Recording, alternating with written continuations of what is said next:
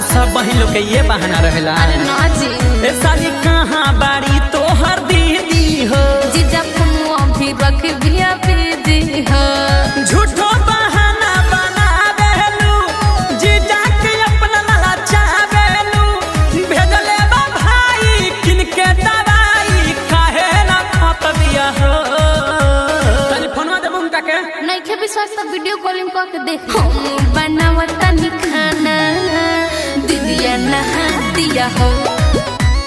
हम बनावता निखाना दीदिया नहा दिया हो।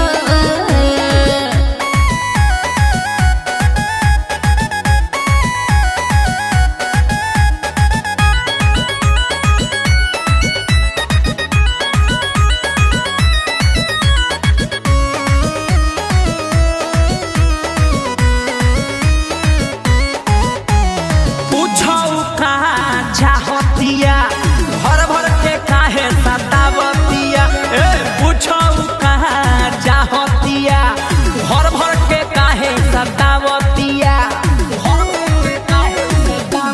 सुनी ना रउआ कमाते जीजा जी दीदी के बाटे नहीं सुख जी बेरी बेरी नैहर आवेल सुनावेला अपन दुख जी। कई बार तारी फिर के आइल न जात बिया हो।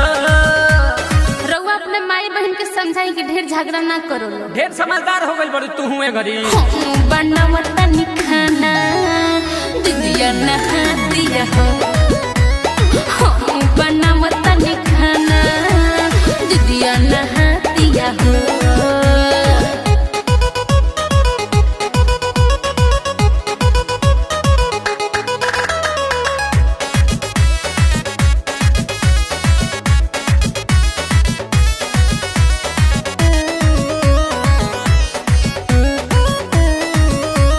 नैहर रही जब परिवार हो हंसी भाई पटीदार हो।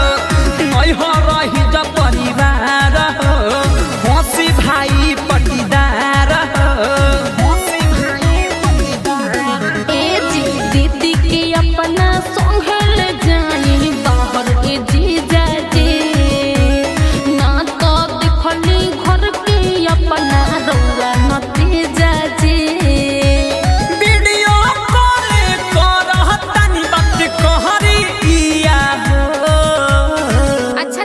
फोन दीदी आ गई। अच्छा वीडियो कॉल कर तनी उठावा। हम बनावता निखाना दीदिया नहा दिया हो।